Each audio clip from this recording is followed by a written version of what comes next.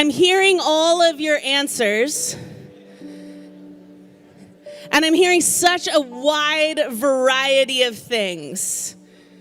Right? Some of you, I heard somebody like, the minute I met Chalese, my life was changed forever. I think it was my husband. I could be wrong. He's like, actually, it was the day he met Taylor. Good. I love that for you guys. But we all have these moments. If I think about big moments in my life that I knew everything's going to be different from here on out, first big one I thought of was like the first time I moved out of my parents' house. That's my parents. And then I moved back into my parents' house. And then the second time I really moved out, that was the big, I know I'm not the only person who did that. You're like, I'm never coming back. And then you realize nobody does your laundry or cooks your meals. And you're like, I'm going to go home. To this day, my dad's always like, come home, honey. I'm like, I'm 40 and married. Like, do you have room for my husband too? So yes, we'll be there. But I remember like moving out of my parents' house and I was like, I'm an adult now. I remember the first time I moved out of San Diego, out of the state, to a different city. No, it didn't go well. It was a long story for another day. But I remember that being a moment when I was like, independence, like I'm no longer a San Diegan. Get me out of the sunshine. I hate it. Take me to the cold and the winter. And then I came right back. But that moment did change my life, even though it only lasted less than a week, okay?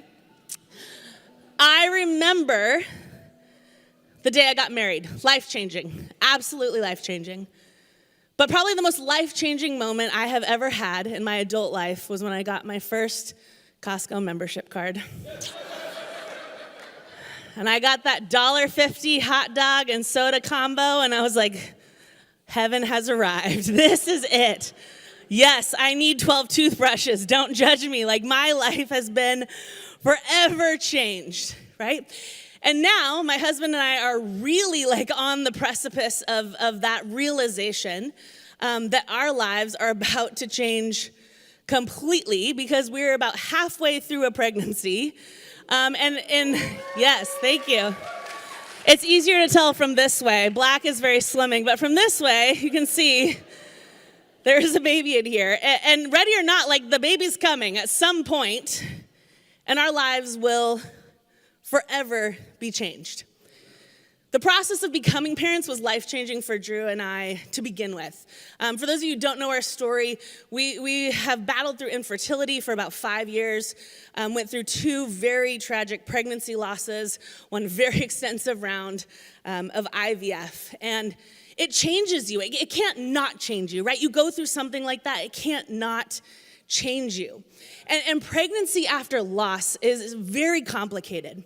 It's unlike anything I could have prepared myself for, and it's really tricky, right? I was just talking to Bree this morning about it, and we were talking about how you're trying to be excited, you're trying to access this joy, you're trying to be really present in the moment, but it's like really challenging when you've lost that thing before, to be like, yes, like I'm so excited, and this time it's gonna work, right?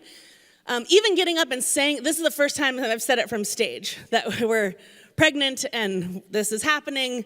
And pretty much every day I look at my husband and I'm like, I'm still pregnant, right? And he's like, yes. And I'm like, I wasn't this fat 6 months ago? And he's like, no. And I'm like, are we sure? And he's like, yes, you're a crazy person. I'm like, I know.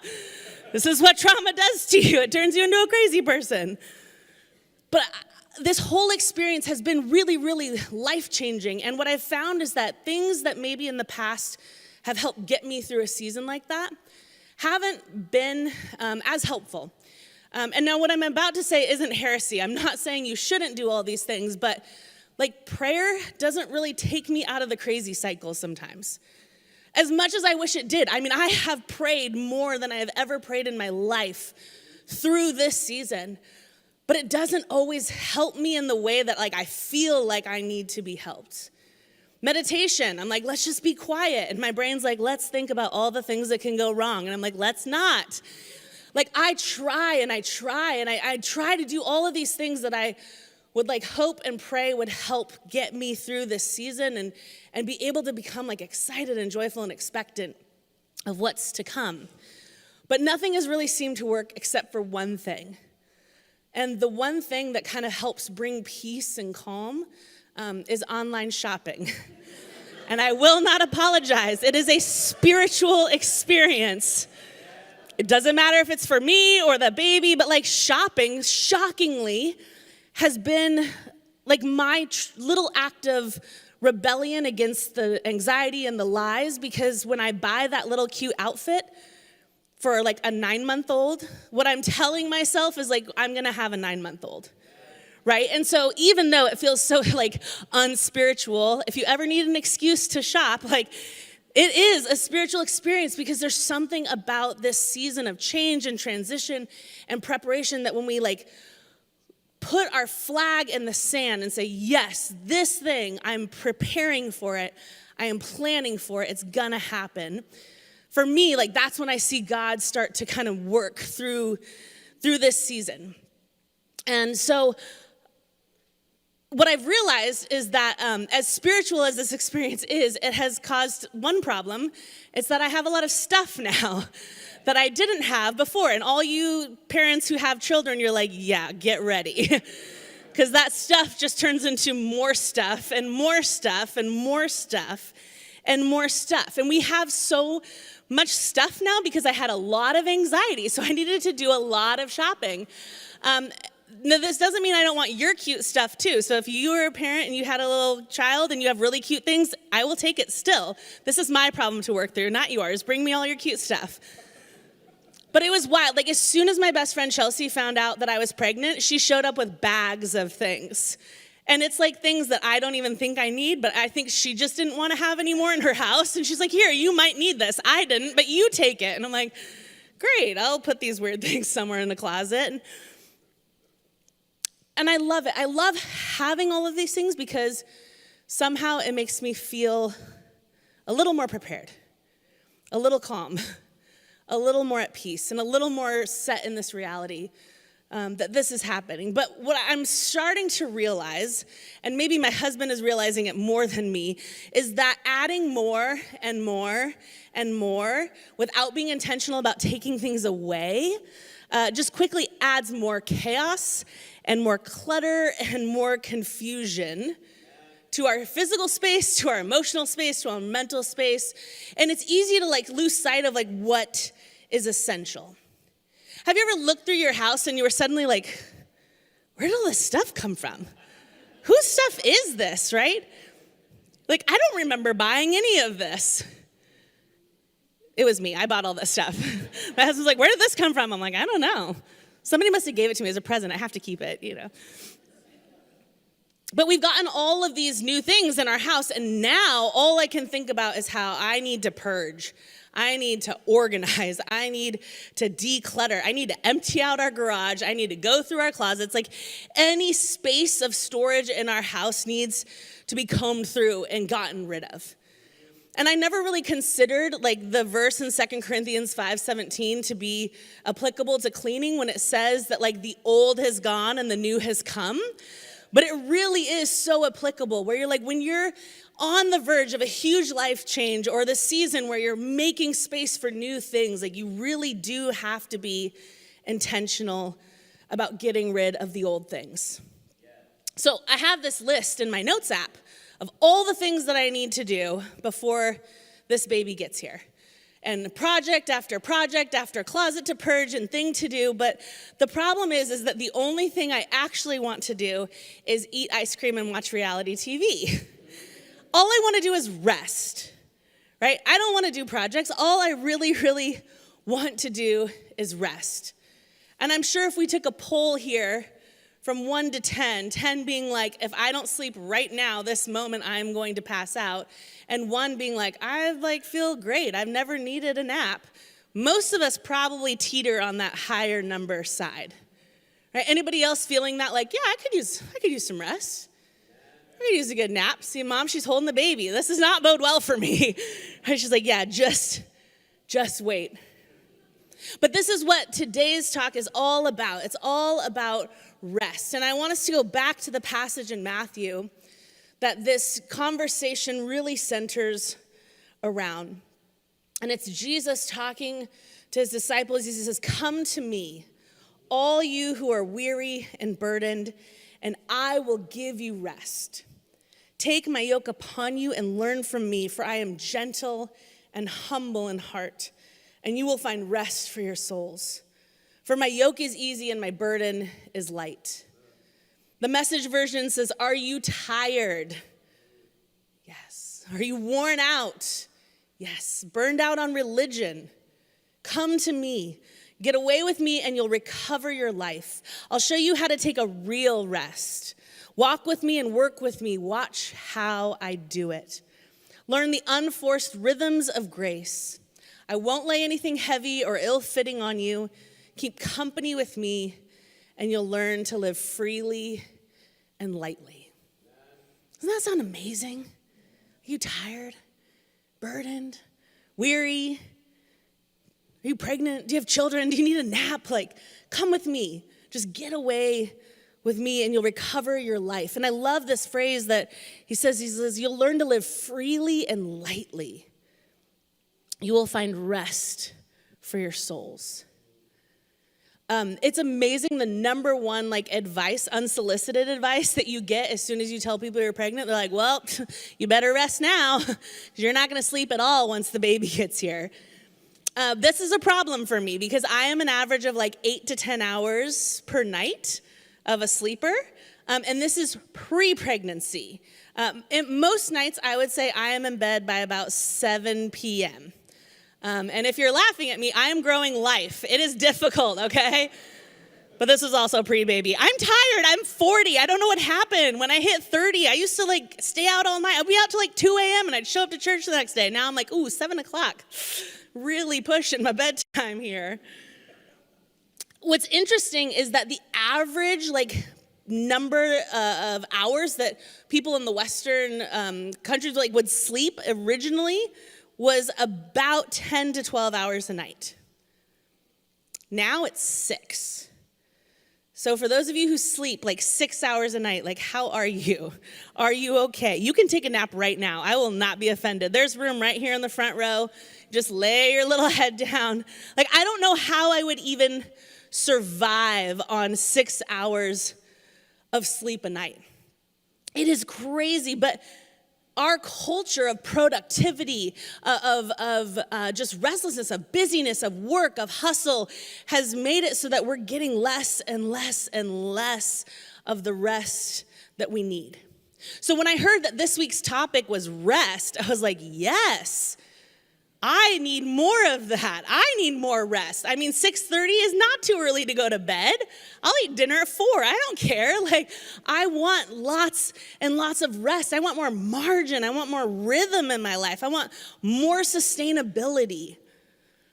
But here's the thing. When I thought about it, honestly, I was like, I do rest. I rest quite a lot.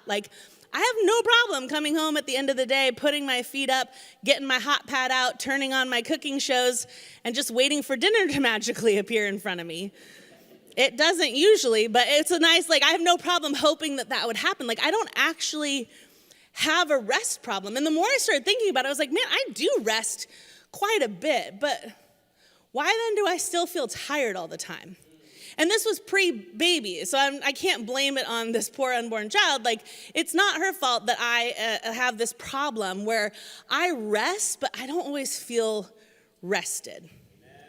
Have you ever taken up a nap and then you wake up and you feel worse? Yeah, we've all done that, right? It's because when you look at the rhythms, the natural rhythms of sleep for humans, when you go through the cycles of REM sleep, the ideal nap time for us adults is between 20 to 30 minutes. That's it. 20 to 30 minutes. If you go past that, then it has to be 90 minutes or more. So it's either 20 to 30 minutes or 90 minutes or more. If you wake up, let's call it 45 minutes, what you are doing is you're waking up right in the middle of deep sleep. Your body doesn't know how to respond. It throws everything off. So that's why you wake up feeling super groggy or super off. So this past week, my sister-in-law sent me a video reminding me of this fact. And I was stoked because I sleep 19 minutes.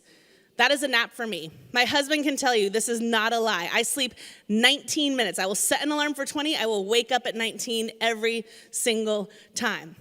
My husband will not wake up if we don't wake him up. He will just sleep and sleep and sleep and sleep. So he's more like a 90 plus another 90, maybe another 90 if you just let him.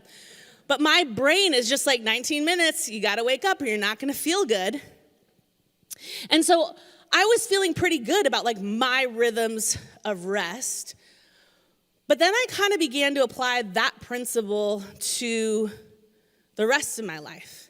And I was wondering if that same sort of principle could apply to Sabbath. So go with me in this analogy. My husband and I have been observing Sabbath for about 2 years now. If you don't know what Sabbath is, it's essentially just a day set aside for rest. It's one of the 10 commandments. It's a command given to us by God that we would work and work, but on the seventh day that we would rest. So Drew and I observe Sabbath typically on a Sunday afternoon. So from the time we leave church to the next morning, we do no chores, no work, no house projects. We don't really do much of anything, to the point where one time I forgot to do a presentation for work. I realized it at like 6 p.m. on Sunday night, and my husband was like, nope, you don't get to do that. So I had to wake up at 4 a.m. on Monday to do this entire presentation, because Sabbath was so important that we not break it, because it was the one time in our lives that we're not resting, or that we're not working and that we're actually resting. So we've done our version of Sabbath pretty consistently, and yet I don't always feel like I'm getting like true, deep rest, like that rest for our souls that God promises. So last week when we watched the video by John Mark Comer and we heard from Pastor Derek, I was really challenged when they started talking about like the boundaries of Sabbath and things that we could and should commit to and begin doing. Because what I started putting together is that yes, while I was technically resting from work and chores and laundry on Sundays, like I wasn't fully disconnected from all of the other stressors of life. And our Sunday afternoons, aside from typically beginning with a nap, for me 19 minutes, for my husband 4 hours, it doesn't really look much different than any of our weeknights, if you just look at it objectively with like what we're doing. And so I started to feel a little convicted that maybe we were doing like Sabbath light. It felt like we had really great intentions with rest and even got into stages of deeper sleep. But it's like then suddenly we were jarred awake and often feeling less rested than before. It was like we were doing Sabbath, but like a half nap. You know, we hadn't really fully gotten committed to like going all in. And I began to wonder if our inability like to commit fully to this practice, to change our environment completely, to disconnect from technology, that one for me is the one that's like, I'm resting as I'm on my phone scrolling for 3 hours through like videos on Instagram, being bombarded in my mind with all this information. I wonder if our inability to stop what we normally do and our desire to just keep doing the things that we normally do, but just eliminating chores, I wonder if it only serves to slow us down instead of fully refreshing us. Because we've never really been able to get to those deep levels of like soul rest. I feel like it's like we committed to getting in shape, but we go to the gym like just in our work clothes, you know, and we ignore all the other workout options except like calf raises. So Drew and I are like, dude, our calves are jacked, like we're so strong, but like our cardio sucks and our endurance is awful. But we kind of feel good about ourselves because once a week we like just get jacked on our calves. That's what it feels like. God's like, I want you to be healthy. And I'm like, have you seen my calves? Right? He's like, ooh, cool, but not what I was thinking and not what I was hoping for you. See, I feel like this doing something but not fully committing to it is an American epidemic, one that I am so guilty of, that gives us the appearance of commitment without the actual fruit of the discipline. So heading into parenthood and suddenly realizing that maybe I won't get to bed at 7 p.m. every night. I'm committed to it. We'll see. Drew can raise our child. She'll be great. I don't want to Sabbath light. Going into this next season of life, I want Sabbath 2.0. I want a rule of life for myself, for my husband, for our family that not just allows us to stop and rest, but actually restores our bodies, our minds, and our souls. So I began to ask the question, and we started talking about, what needs to change? How do I need to live my life differently? What rule of life do I need to create so I can experience this rhythm of rest to the fullest? And there's two things that struck me. And I'm going to end the talk today just talking briefly about these two rules that I think if we could do them with fidelity, consistently, every single week, I believe it would radically change the rhythm, the pace, and the quality of our lives. The first rule, number one, is to be observant. Be observant. There are two places in Scripture where we see this command given to us to Sabbath. And while very similar, there is a distinct difference in the language that I think is important for us to note if we're truly going to understand God's intention for us with Sabbath. The first place we see it is in Exodus 20, when Israel is at the foot of Mount Sinai right after leaving Egypt. They had just gotten out of captivity. The second place we see it is in Deuteronomy 5, where the Israelites are on the edge of the Jordan River right before entering the Promised Land, 40 years later. In both passages, the Sabbath command is very similar. And we'll see this. Both passages say 6 days you shall labor and do all your work, but the seventh day is a Sabbath to your Lord your God. On it you shall not do any work, neither you, nor your son or daughter, nor your male or female servant, nor your animals, nor any foreigner residing in your towns. Both commands, exact same. But what separates these commands one from another is the wording at the very beginning. In Exodus, we see this. It says, remember the Sabbath day by keeping it holy. In Deuteronomy, we see this. It says, observe the Sabbath day by keeping it holy. Now, in Exodus, the Hebrew word here for remember is zakar, which literally translated means to have a memory of or to recall. But in Deuteronomy, the Hebrew word is different. It's shamar, which means to keep watch over, to guard, and to protect. Deuteronomy doesn't say to simply remember the Sabbath. It says to observe it, to shamar it, to protect it, to guard it. And although possibly maybe you could make the argument that it's like a similar sentence, in sentiment you see that the language given to the Israelites on the eve of entering into the Promised Land is one of strong, strong action. It says you're not meant to just know that this thing is there or remember it, but you're meant to do it without fail, without ceasing, without question. You're to observe the Sabbath. So I want you to think about how we observe holidays. That's usually what we talk about. When we use that word observe, you're observe the holiday, like a Christmas or an Easter. We observe these holidays every single year without fail. These are holy days, some more than others, but Flag Day, if I got the day off, I would honor and observe Flag Day without fail religiously. These days are set aside. They're protected. For most people, it's a day off of work for celebration. We would never think to skip Christmas. Even during COVID, we weren't like, we'll get it next year. We're like, I do not care. We are observing Christmas. Or Thanksgiving, I'm not just going to skip it. Or even Memorial Day weekend. That's one of the best weekends. We have Martin Luther King Jr. weekend this weekend. Monday is a holiday. I forgot, but you better believe I'm not going to work on Monday. I'm going to observe the sacrifices of Martin Luther King Jr. and all of the people that rallied and fought and bled and died for our civil rights. It is important that we remember, but also that we observe, that we protect them as sacred.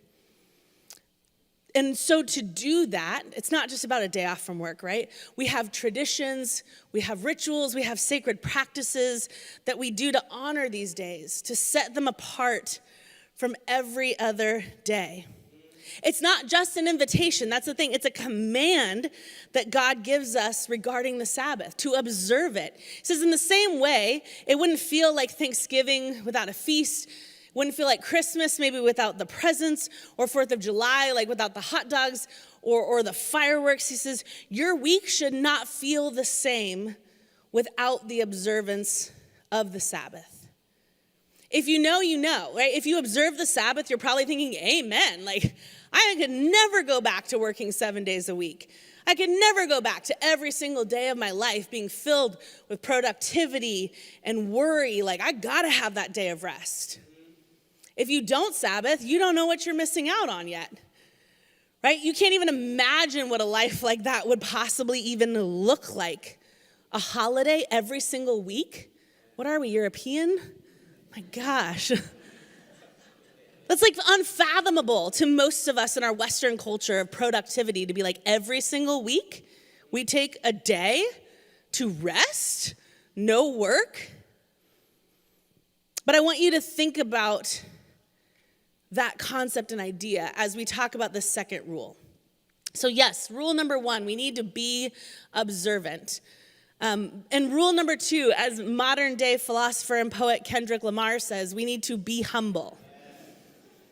Be humble. How does humility relate to the Sabbath? You think you can't rest because your family will fall apart without you doing the daily work.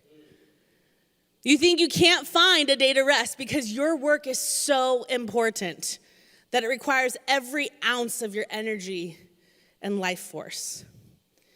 You think that what you contribute to this world is so much more important than what you are worthy of receiving. I have news for you. You're not that important. I'm not that important. Guess what? My school will still continue whether I'm there or not. If Sabbath taught us anything and sabbatical has taught us anything, this church will still continue if I'm not here, if Pastor Mark's not here, if Pastor Derek is not here. Like, we are just not that important. Not even God himself was above the command to rest. You go back in Matthew and you see in Matthew, it says, be humble. Like, God was humble. In Genesis 2, it says, by the 7th day, God had finished the work he had been doing. So on the 7th day, he rested from all of his work. Then God blessed the 7th day and made it holy, because on it he rested from all the work of creating he had done. If you feel like you can't rest, God rested. Right? If you are like, I'm too busy to slow down, like, God rested. You're like, there's too much to do. Things will fall apart without me. Okay, God rested. And he just didn't rest from some of the work. He wasn't like, well, I'll just do the laundry, but like not the dishes. Right? It says he rested from all of his work. He rested from all the work of creating that he had done. So for those of you who are feeling very convicted by what I'm saying right now, can you even imagine what it would be like to have one day a week, even 12 hours, even 4 hours where you rested from all work? Not just paid work, not just our jobs, but all work, including chores and errands and to-do lists and anything that does not, as Marie Kondo would say, like spark joy in you. Cleaning out your closet and organizing it, that's work. Don't do it. Scrolling through Instagram, bombarding your mind and brain with activity and thought, that is work. Give your brain a break. Can you even imagine what that would feel like? I love Rabbi Abraham Joshua Heschel in his book, The Sabbath, says, we rest not just from work, but even thinking about work. There's these studies that neuroscientists do that say that when we think about work, even if we're at home resting, it secretes the same stress chemicals in our body as if we were at work. Just thinking about work is stressful. So it's like we rest from all of it. We rest from even the thought of working. And I think that is part of like the key to this whole thing. If we want to truly experience the fruit of the discipline of Sabbath, it must be centered around rest from all of the work of life, not just the parts that are easy to let go of. And I know how difficult this can be for so many of us, myself included. Some of you are still working right now. You're checking your emails. You're like, I'm taking a nap. It's fine. You're thinking about what's happening this weekend with your kids or the schedules or all the other things you could be doing, but you came to church and you got to check it off the list, and you're just constantly working and working and working. It's like our brains are so wired for productivity. It's like we don't even think about it. It just happens. Like suddenly I'm on like my email. I'm like, what am I doing? Mark's talking about Wendy's. Like pay attention, you know? I have to put my phone down. I would never do that to you. I only do it when Derek's talking. But it's so easy. Like I'm here on staff, and if I'm not careful, I will pull out my phone and start doing something else. I'm like, what? Put your phone away. Right? Because our brains are so wired that to truly shut them down is a skill that requires consistent, observant discipline and humility that we must begin to cultivate. So as we end, let's talk really briefly about next steps. For those who struggle with the challenge to be observant, if that is you, I want you to think about that. Maybe you're a person who currently does not observe the Sabbath. You do not rest. You crash on the weekends. You are never not thinking about work, never not achieving, never not doing, never not striving. Your next step is to stop. You're welcome. Talk over. Just stop. Right? I know we talked about what it means to stop last week, so if you missed it, go back and watch that video. This week is supposed to be about rest, but listen, if you don't stop, you're never going to get to rest. How? How do you stop? You don't just remember, oh yeah, the Sabbath, one of those 10 commandments. You begin to observe the Sabbath. I would suggest going cold turkey. Cut it out. Shut it down. Your body, your life probably needs like a drastic detox and rest. And maybe you just start with a few hours, right? Just a few hours on the same day every week. Build up to the 24 hours if that's your goal. I think a small note, but an important note, is like having a consistent and set time you Sabbath, and that time being the same time every week is incredibly important. If we begin to compromise and move the Sabbath around to fit our schedules, we're not observing, we're remembering. Like, oh yeah, that thing I should do. I'll get to it Tuesday. That's not observing, right? We're not like, oh, Christmas, forgot to go shopping. We'll just move it to December 27th. Not gonna work, right? We pick a day, we pick a time, and we stick with it.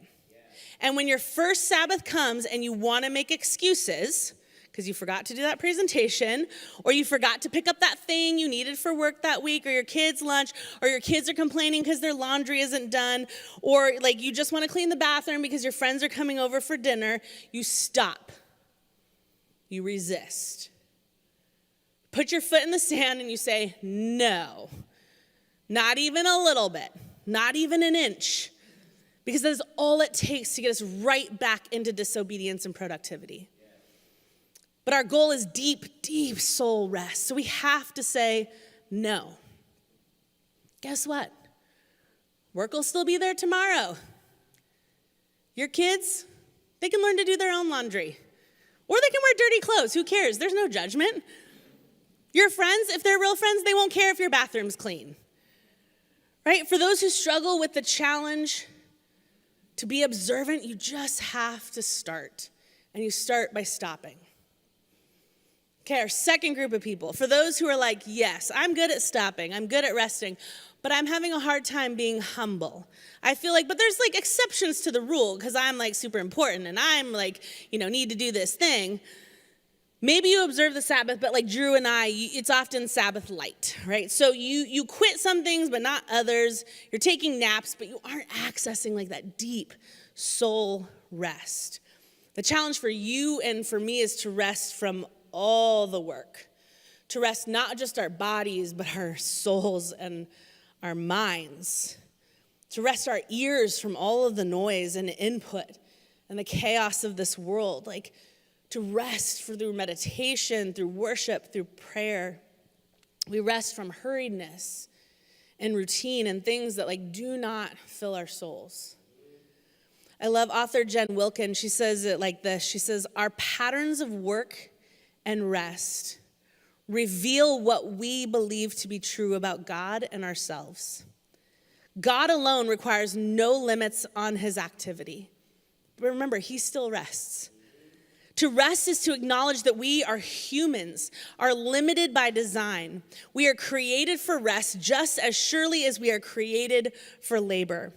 An inability or unwillingness to cease from our labors is a confession of unbelief, an admission that we view ourselves as creator and sustainer of our own universes.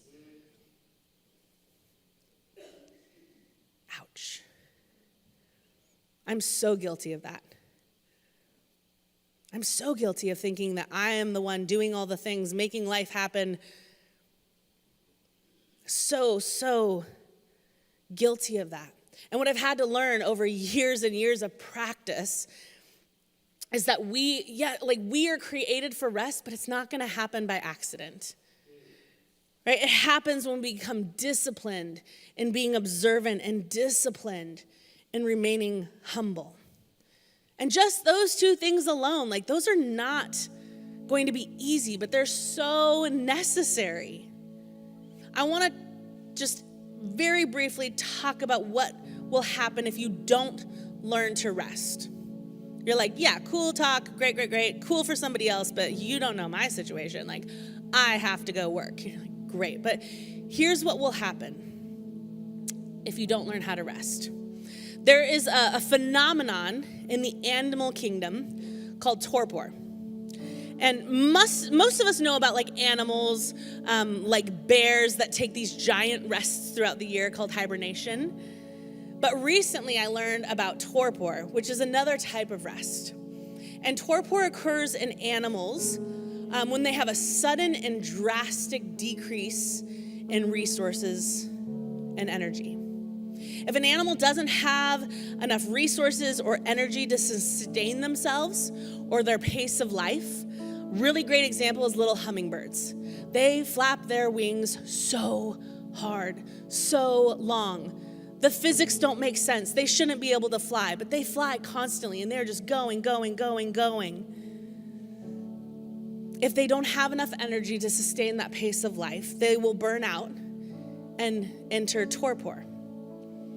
And this is something that can happen at any moment, at any time. And what happens is the animal's body involuntarily shuts down and remains this way until it replenishes its energy and resources. See, if we don't observe God's command for us to rest, then our burnout is inevitable. We become like those little hummingbirds. Our bodies, our minds will just shut down. I think we see this a lot, when I know that I'm going too hard, I get sick. I never get sick. And suddenly my body's like, oh, we can't do life anymore. And you're like, cool, let me just lay here for 10 days. If I had just rested, I could have done 10 weeks of Sabbath, but no, now I'm sick for 10 days.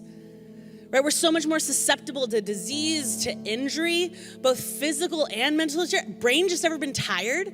You're like, what is wrong? I'm just riddled with anxiety and all these thoughts. It's because our bodies physically cannot sustain with the limited resources and energy that we have.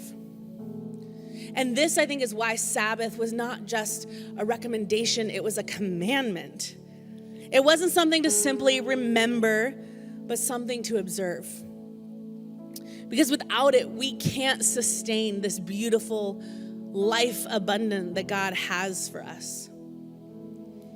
But thankfully, Sabbath, it's not something we need to master in one day. It's something that we are invited collectively as a community, but also as individuals to practice. Tish Harrison Warren, amazing author, she wrote Liturgy of the Ordinary, Sacred Practices in Every Day. Debbie gave me this book years ago. We did a whole series on it. But she says this, she says, we learn to rest by practice, by routine, over time. This is true of our bodies, our minds, and our souls, which are always intertwined. We're going to sing this last song by Amanda Cook, and it's titled Rest.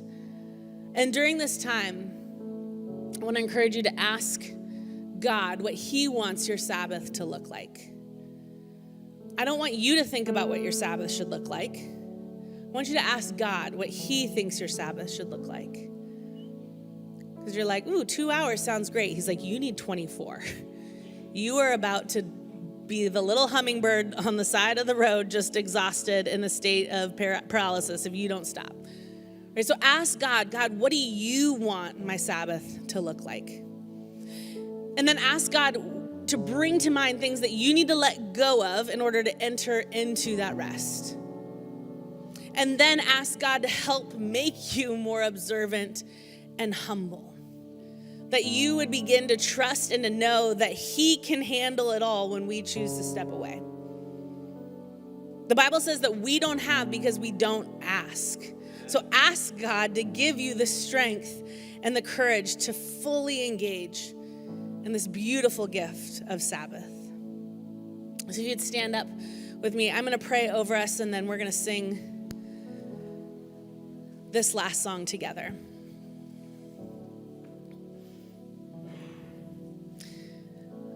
God, my prayer is that you would begin to show each one of us what we're missing out on when we refuse to enter into your rest.